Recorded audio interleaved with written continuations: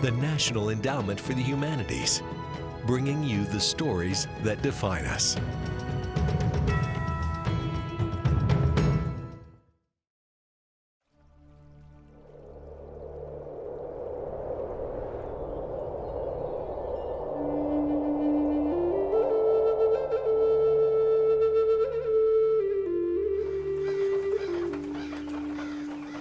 The very next day after returning from tracking the Bannocks, we set off with General Howard to confront them. Everywhere we went, rumors were flying. To see what was true about them, Maddie and I scouted ahead. Nobody could travel as fast as us Indians. We knew the land completely and could travel at night by the stars. But the general insisted at least one soldier come to protect us. We traveled another 120 miles to Malheur, and there we got word Captain Bernard had engaged the Indians. Despite 2/3 of the Indian company being old men, women, and children, they had escaped the squeeze, but they had been pushed to Silvery Creek, 45 miles from Camp Harney. We immediately turned back around to deliver the news to the general.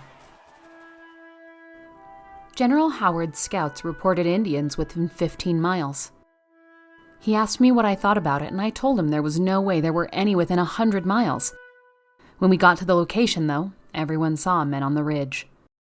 Maddie and I laughed and had some fun with them, charging up the hill, seemingly towards certain death.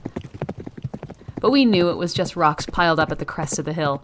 It was a trick my people used to hold off forces chasing them. On July 6th, we caught up with Captain Bernard and his troops. On July 7th, we caught up with the Indians. General Howard, rolling out his Gatling gun, believed he could have his victory. I told him he could never pull it off. My people had the rocky slope protecting them, and the timber behind them to disappear into. I believe this battle that lasted all day, ineffectually, was a bit of a farce by the Bannocks to halt the soldiers while the elderly and children escaped.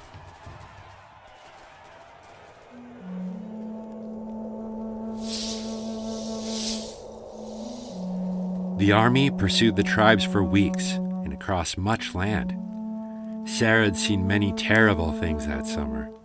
Maddie's cousin, Chief Egan, who was described as a kind and gentle man, was taken by the Umatilla Indians and butchered, his head delivered to the soldiers. Some of those Umatilla Indians had been captured by the soldiers. Sarah traveled another 150 miles scouting, then finally returned to Camp McDermott to see her people, almost 2 months since they had escaped the Bannocks.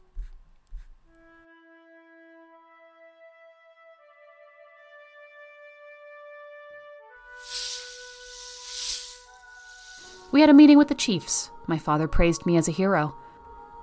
We were furious now with the Umatillas, who had betrayed us and had many of our women and children captive. My brother Natchez decided he would go confront the Umatilla Indians that were captive at Camp McDermott. The whole tribe wanted to accompany him, but fearing the soldiers would see it as an attack and fire, they decided on going with about 30 men. Umapine, the man who'd captured and cooked Egan, could not be found. He had fled to hide in the hills. Natchez confronted the rest in front of General Howard and the soldiers. He said, "How could you kill your own people? Us who have always sheltered and fed you when you came into our lands. Did you think that it would help free you from the white man? We still follow the ways of my grandfather, Chief Truckee. Nothing is to be killed unless it is needed as food. So what did you gain by taking the scalps of your own brothers? Are you any less poor than us now? If our people aren't returned, we will have our own war dance. Then you will see the true fighting you ask for."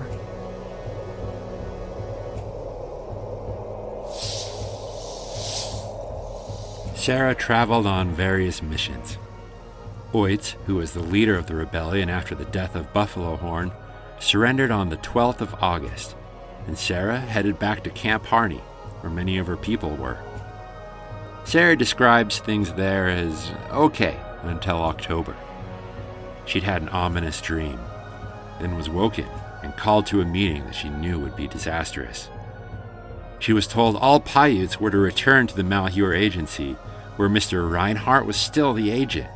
Remember, Sarah's exile, all these months of war and death, and the hundreds upon hundreds of miles of traveling, the splitting apart of so many families, could all be traced to the Paiutes trying to escape the control of this man. Nobody wanted to go while he was still there. Sarah was given a new task: collect the natives at Camp McDermott and bring them to Camp Harney. They could then winter at Malheur. This sounded suspicious to many, being gathered up like prisoners of war. Although Sarah tried to assure them that the General Howard knew they did no wrong and indeed helped him. So what did they have to be afraid of? Distrust in Sarah was growing that would follow her for over 100 years. It appeared to many that she had sold them out. Little did Sarah know that her people's fate was being decided by correspondences between army generals at this time. Howard himself wanting to banish all the natives to a reservation, and General McDowell rebuking him, writing, "You seem disposed to treat all Paiutes as hostile and punish the innocent for the sins of the guilty, even though," he noted, "many of them exerted themselves to save the lives and property of whites at personal risk." Summer turned to fall, and fall turned to winter, and still no order to go to Malheur had arrived.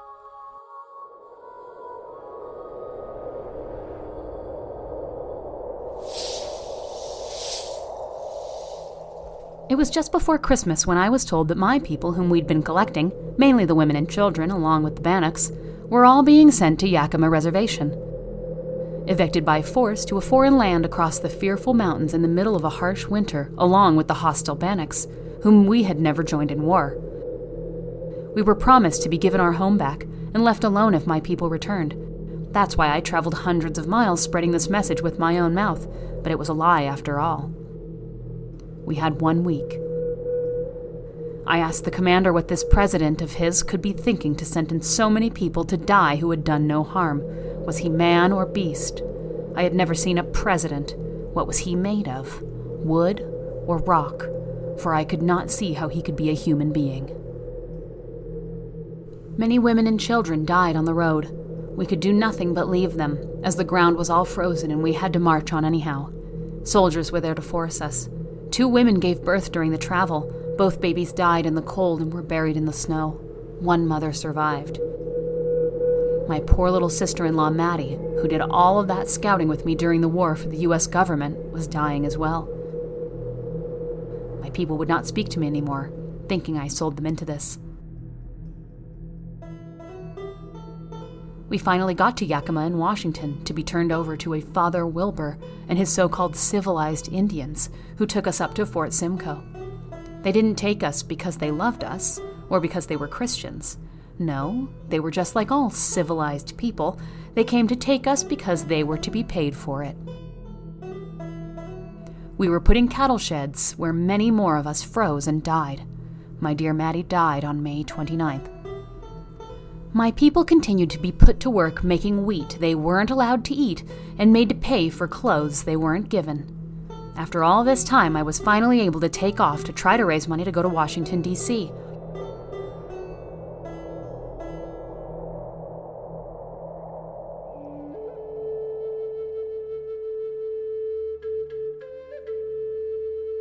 I stopped to see General Howard and tell him of the suffering and slavery of my people, so he wrote me a letter to bring to his friends in Washington. I then went to San Francisco to give lectures about my people, informing those who would care and raising money.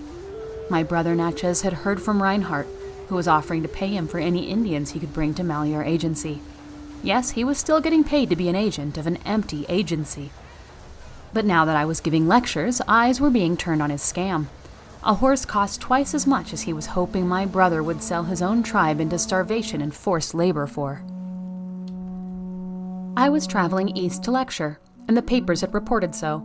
In Lovelock, Nevada, I got a telegram from a Mr. Hayworth that he was to accompany me, my brother, and any other 4 chiefs to see the president. We told Mr. Hayworth, and now there were white folks to tell him as well, about what had happened, and that he should go to Pyramid Lake Reservation and Camp McDermott himself so that he could report what he had seen with his own eyes. He did so, and afterwards it took us 1 week to get to Washington, D.C.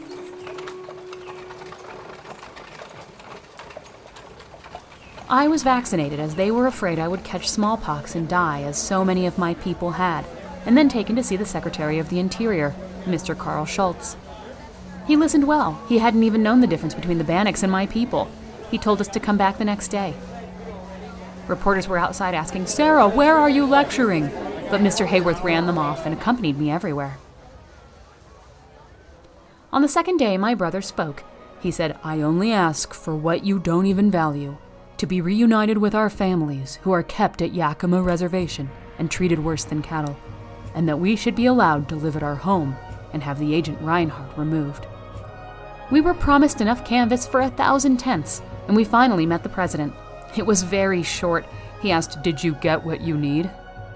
"Yes, sir, as far as I know," I replied. "That is well," he said and left. That was President Hayes. I was once again kept from lecturing, and we were sent back with $3 to keep the 7 of us fed for a trip more than 1,000 miles.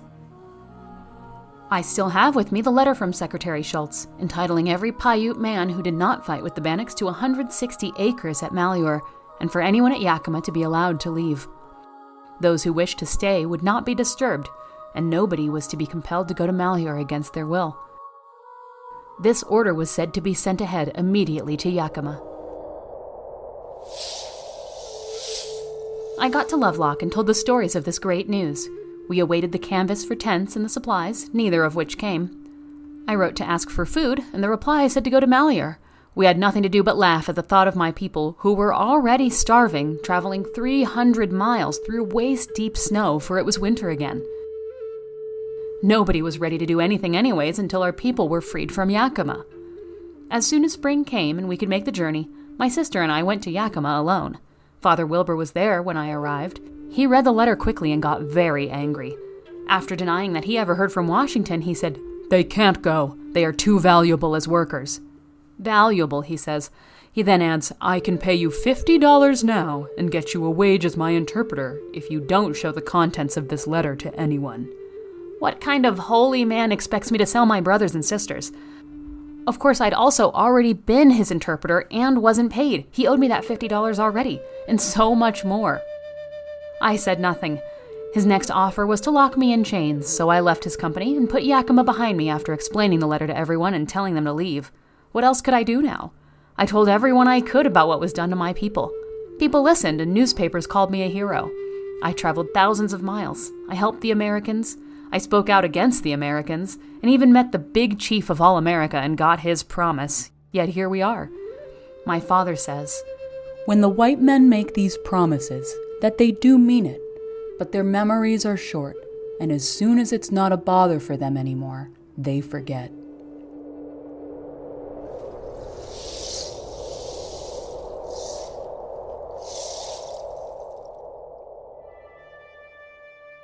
Sarah had a unique challenge in her life, understanding two worlds that didn't understand each other. With only a horse and her personality to try to soften the blow for her people of being completely invaded and displaced. She never succeeded in ending the tyrannical agent system. She'd pushed that the natives themselves should serve as agents, or at least get to choose or dismiss them, but she was ahead of the curve 100 years in those goals. Nevertheless, she did achieve much, and is a venerable figure in Nevada and American history.